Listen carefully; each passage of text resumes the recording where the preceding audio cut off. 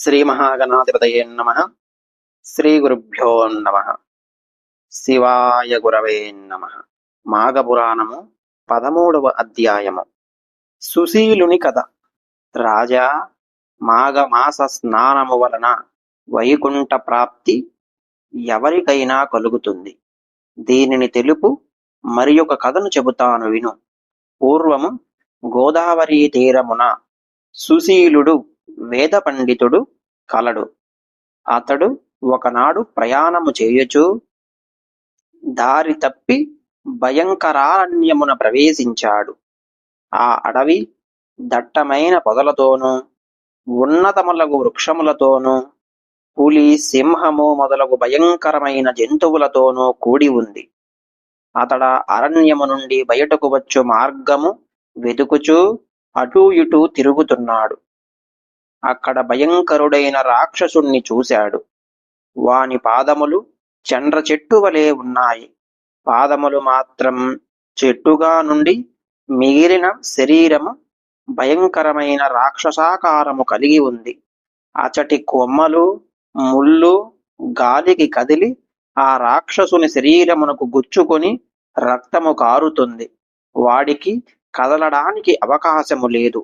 ఆహార పానీయాదులను తీసుకునే అవకాశమూ లేదు. ఇలాంటి దురావస్థలో నుండి బిగ్గరగా దుఃఖించుచున్న రాక్షసుని సుశీలుడు చూసి భయపడ్డాడు. ధైర్యమునకై వేదమంత్రములను చదవడం ప్రారంభించాడు. హరినామ సంకీర్తన చేశాడు. కొద్దిసేపటికి సుశీలుడు స్థిమితపడి, నీవెవ్వరవు? నీకీ పరిస్థితి ఎందుకు వచ్చింది అని అడిగాడు. అప్పుడా రాక్షసుడు, మహాత్మా, నేను పూర్వజన్మమున ఒక్క పుణ్యకార్యమును చేయలేదు. నేను చేసినవన్నీ పాపకర్మలే. గోకర్ణ తీరమున మధువ్రతమను గ్రామమున గ్రామాధికారిగా ఉన్నాను. అందరితో అన్ని విషయములను మాట్లాడేవాడును. ఎవ్వరికిని ఏ పని చేసేవాడును కాదు. అసత్యములు పలికేవాడిని. పరుల సొమ్ము అపహరించేవాడిని. ఎంతయో ధనమును కూడబెట్టి తిని ఎవరికిని ఏమీ చెయ్యలేదు. స్నాన దాన పూజాదికాలను వేటిని ఆచరించలేదు. దైవ పూజను నేనెరుగను. ఇలా అందరినీ బాధించుచూ చివరికి మరణించాను. నరకములో చిరకాలము ఉన్నాను. తరువాత నక్క, గాడిద మున్నగు నీచ జంతువుల జన్మలను పొందాను. ప్రస్తుతము నా పాదములు చండ్ర చెట్టుగా, దాని ముళ్ళ కొమ్మలు బాధింపగా ఎక్కడికీ కదలలేని ఈ జన్మలో నుంటిని. నీ వంటి పుణ్యాత్ముని చూడడం వలన, నీవు చేసిన హరినామ స్మరణ వలన నాకు ఈ మాత్రము పూర్వ స్మృతి కలిగింది. ఎలాగైనా మీరే నన్ను రక్షించండి అని సుశీలుని బహువిధములుగా ప్రార్థించాడు. సుశీలుడు వాని స్థితికి మిక్కిలి బాధపడ్డాడు. వానిపై జాలిపడి వానిని ఉద్ధరించాలి అని, ఓయి, ఇచట సమీపమున నీరున్నదా అని అడిగాడు.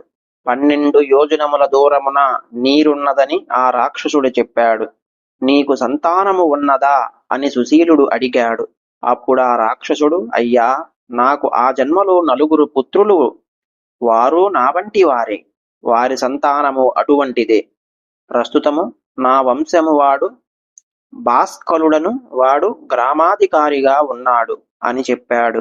సుశీలుడు, ఓయి, ధైర్యముగా నుండుము. నేను నీ వంశము వానితో మాటలాడి నీకు వచ్చిన ఆపదను పోగొడతాను అని చెప్పాడు. సుశీలుడు రాక్షసుని పూర్వజన్మలో వంశము వాడైన భాస్కరుని వద్దకు పోయి వానికి తాను చూచిన భాస్కరుని పూర్వీకుడైన రాక్షసుని వృత్తాంతాన్ని చెప్పాడు. అతడు, రాక్షసరూపముననున్న నా పూర్వీకునకు రాక్షస రూపము పోవలనన్నా ఏమి చేయాలి అని అడిగాడు. అప్పుడు సుశీలుడు, నీవు మాఘమాసమున నదీ స్నానము చేయుము. శివుని గాని కేశవుని గాని నీ ఇష్టదైవమును పూజించు. పురాణమును చదువు లేదా విను. దీని వలన నీ పాపములు పోయి నీకు పుణ్యము కలుగుటయే కాక పూర్వులైన నీ పితృదేవతలను పాపక్షయమునంది పుణ్యలోకములకు వెళతారు. స్నానము 7 విధములు.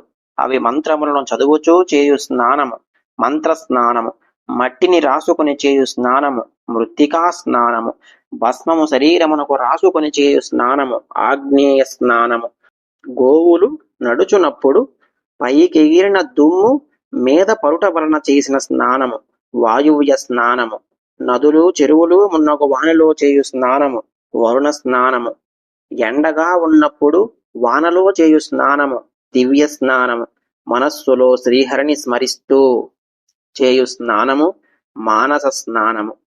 ప్రాతకాలమున స్నానము చేయలేని అశక్తులు, వృద్ధులు, రోగిష్టివారు మొదలైన వారందరూ తడి వస్త్రముతో శరీరమును తుడుచుకొని చేయవచ్చును.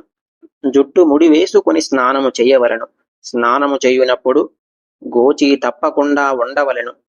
తుమ్ము, ఉమ్ము, ఆవలింత, మాలిన్యము, దుష్టులతో మాట్లాడుట మున్నగునవి తప్పనిసరైనచో ఆచమనము చేయవలె. భగవంతుని స్మరించుచు కుడి చెవిని తాకవలెను.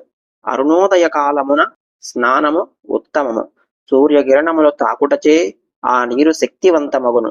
దర్భలతో స్పృశించబడిన జలమున స్నానము చేయుట పవిత్ర స్నానము. స్నానము చేయునప్పుడు మట్టిని, పసుపు, కుంకుమ, ఫలములు, పుష్పములు నదిలో లేదా చెరువులో ఉంచాలి. శ్రీహరిని లేదా ఇష్టదైవమును ప్రార్థించాలి. ముందుగా కుడి పాదము నడిలో ఉంచాలి. సంకల్పములను చెప్పుకోవాలి. జపతర్పణాదులను చేయాలి. స్నానమైన తరువాత ముమ్మారు తీర్థమును స్వీకరించి ఒడ్డునకు చేరి 3 దోసిళ్ల నీటిని తీరముల నుంచి వదిలి నదిని లేదా చెరువును ప్రార్థించాలి. ముమ్మారు ప్రదక్షిణము చేయాలి. నదీ స్నానము చేసిన పిమ్మట తడి వస్త్రము 4 అంచులను చేర్చి నీటిని పిండుచూ పితృదేవతలను స్మరించాలి. ఇలా చేయుట వలన పితృదేవతలకు ప్రీతిని కలిగించును. పర్వదినములలో చేసిన స్నానము మరింత పుణ్యమునిచ్చును. స్నానము చేసేటప్పుడు ఆపోహిష్టాది మంత్రములను చదువుచూ మంత్రము రానివారు ఇష్టదైవమును స్మరిస్తూ నీటిలో మరలా మునగాలి. సూర్యుని, గంగను, దేవతలను తలుచుకొని స్నానము చేయాలి. ప్రదక్షిణ చేయాలి. గంగా, యమునాది నదులను తలుచుకొని నీటిలో వేళ్లతో గీయవలెను. స్నానము దిగంబరుడై చేయరాదు. శరీరము పైభాగమున వస్త్రమును కప్పుకోరాదు. రథసప్తమి, ఏకాదశి, శివరాత్రి మున్నగు పర్వదినములనందు ఆయా దేవతలను కూడా తలుచుకొని నమస్కరించాలి అని సుశీలుడు భాస్కరునకు స్నాన విధులను వివరించాడు. అతడు అడిగిన ధార్మిక విషయములను, దైవిక విషయములను వివరించాడు. తరువాత తన దారిన పోయాడు. భాస్కరుడు సుశీలుడు చెప్పినట్లుగా మాఘస్నానమును, పూజాధికాలను నిర్వహించాడు. స్నానాంతరమున రాక్షస రూపమున ఉన్న పూర్వుని ఉద్దేశించి తర్పణము కూడా చేశాడు. ఇలా మాఘమాసమంతయు చేశాడు. రాక్షస రూపమున ఉన్న తన పూర్వీకులకు రాక్షసత్వము పోయి పుణ్యలోకములు కలిగాయి. మాఘపురాణము 13వ అధ్యాయము సంపూర్ణము.